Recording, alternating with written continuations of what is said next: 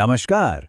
आज हम English grammar के एक ऐसे चैप्टर को डिकोड करने वाले हैं जो दिखता तो बड़ा आसान है, पर कॉम्पिटिटिव एग्जाम्स में सबसे ज्यादा नंबर यही कटवाता है। जी हाँ, हम बात कर रहे हैं डिटर्मिनर्स की।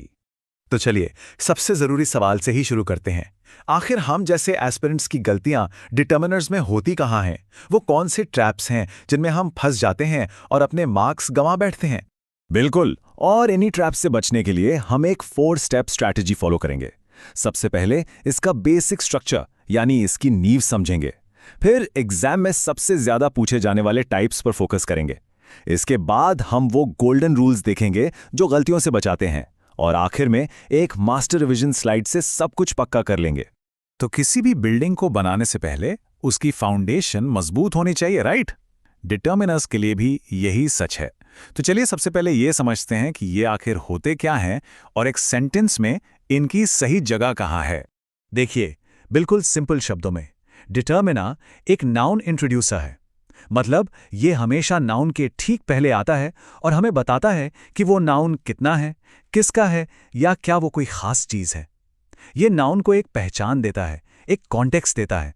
और ये रहा वो गोल्डन स्ट्रक्चर जो हमेशा याद रखना है। डिटर्मिनर, फिर एडजेक्टिव और फिर नाउन। डिटर्मिनर हमेशा नाउन से पहले आएगा, और अगर कोई एडजेक्टिव भी है तो उससे भी पहले। जैसे माई न्यू कार में माई जो कि डिटर्मिनर है सबसे पहले है, फिर न्यू जो एडजेक्टिव है, और आखिर में कार यानी नाउन। इस ऑर्डर को कभी नहीं भूलना है। ठीक है, स्ट्रक्चर तो अब एकदम क्लियर है। लेकिन एग्जाम्स में जहां टाइम और एक्यूरेसी दोनों ही कीमती हैं, वहां हमें किन टाइप्स पर सबसे ज्यादा फोकस करना चाहिए? क्योंकि डिटर्मिनर्स की लिस्ट तो काफी लंबी है। बहुत सही सवाल। शुरुआत करते हैं सबसे कॉमन टाइप से, आर्टिकल्स। देखिए, ए और एन का इस्तेमाल होता है सिंगुलर काउंटेबल नाउन्स के साथ, लेकिन यहां एक कैच है। रूल लेटर का नहीं, वाउल साउंड का है। इसीलिए हम कहते हैं एन आवर क्योंकि आ की साउंड है, और ए यूनिवर्सिटी क्योंकि य की साउंड है। द का इस्तेमाल स्पेसिफिक नाउन्स, सुपरलेटिव्स जैसे द बेस्ट, और ऑर्डिनल्स जैसे द फर्स्ट के लिए होता है। और जीरो आर्टिकल वो तब लगता है जब हम जनरल सेंस में बात करते हैं, जैसे डॉग्स आर लॉयल। यहां हम दुनिया के सभी कुत्तों की बात कर रहे हैं, किसी एक खास कुत्ते की नहीं। मच और मेनी, ये तो एग्जाम का फेवरेट कंफ्यूजन पॉइंट है। तो क्या रूल सिंपल है कि मेनी उन चीजों के लिए जिन्हें गिन सकते हैं, जैसे मेनी स्टूडेंट्स, और मच उनके लिए जिन्हें नहीं गिन सकते, जैसे मच वाटर। पर मनी के साथ क्या लगता है, मच या मेनी? ये थोड़ा कंफ्यूजिंग है ना? एकदम सही सवाल पूछा। मनी अनकाउंटेबल है, इसीलिए हम मच मनी ही कहेंगे। अब आते हैं सबसे ट्रिकी पार्ट पर, पॉजिटिव और negative sense. I have a few friends का मतलब है मेरे कुछ दोस्त हैं। ये एक पॉजिटिव फीलिंग देता है। लेकिन अगर हम कहें ही हैज फ्यू फ्रेंड्स, तो इसका मतलब है उसके न के बराबर दोस्त हैं। ये एक नेगेटिव सैड फीलिंग है। देखा, सिर्फ एक ए लगाने से पूरा मतलब ही बदल गया। और यही सेम रूल लिटिल और अ लिटिल पर भी लागू होता है। द फ्यू का मतलब होता है जो थोड़े से थे वो सब के सब। बिल्कुल इसी तरह ईच और एवरी में भी एक बहुत बारीक सा अंतर है। ईच एक स्पॉटलाइट की तरह है जो ग्रुप के हर एक मेंबर पर इंडिविजुअली फोकस करता है, जैसे each student was given a prize. वहीं एवरी एक फ्लडलाइट की तरह है जो पूरे ग्रुप को एक साथ दिखाता है, जैसे एवरी सिटीजन हैज राइट्स। तो ईच ज्यादा पर्सनल है और एवरी ज्यादा जनरल।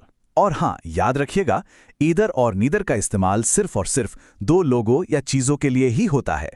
ये कंपैरिजन्स तो बहुत ही हेल्पफुल हैं। अब आते हैं सबसे जरूरी हिस्से पर। वो कौन सी कॉमन मिस्टेक्स या एग्जामिनर के बनाए हुए ट्रैप्स हैं जिनसे मुझे एग्जाम हॉल में बचना है, स्पेशली जब नेगेटिव मार्किंग का डर हो? अच्छा, तो ये है वो रेड फ्लैग रूल्स जो सीधे सीधे मार्क्स कटवाते हैं।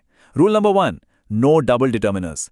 कभी भी माय द बुक नहीं कह सकते, क्योंकि माय और द दोनों एक ही नाउन बुक को डिफाइन करने की कोशिश कर रहे हैं। आपको एक चुनना होगा। Rule number 2, the my car जैसा आर्टिकल और पोजेसिव का कॉम्बिनेशन भी गलत है।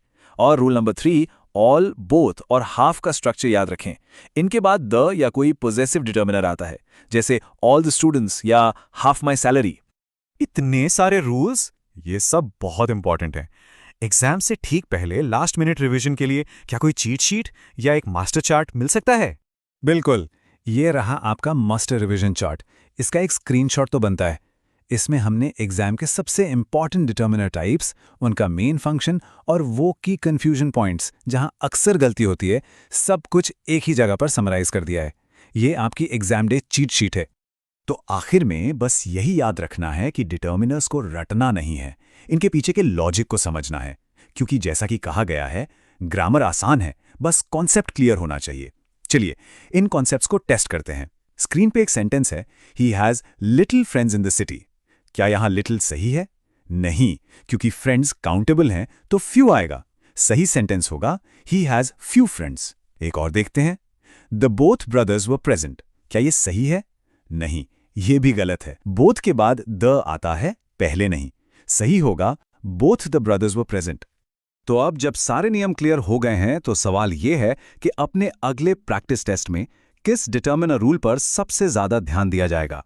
क्या वो मच वर्सेस मैनी का कंफ्यूजन होगा या फिर ऑल बोथ हाफ का स्ट्रक्चर? अपनी स्ट्रैटेजी आज ही तय करें। All the best.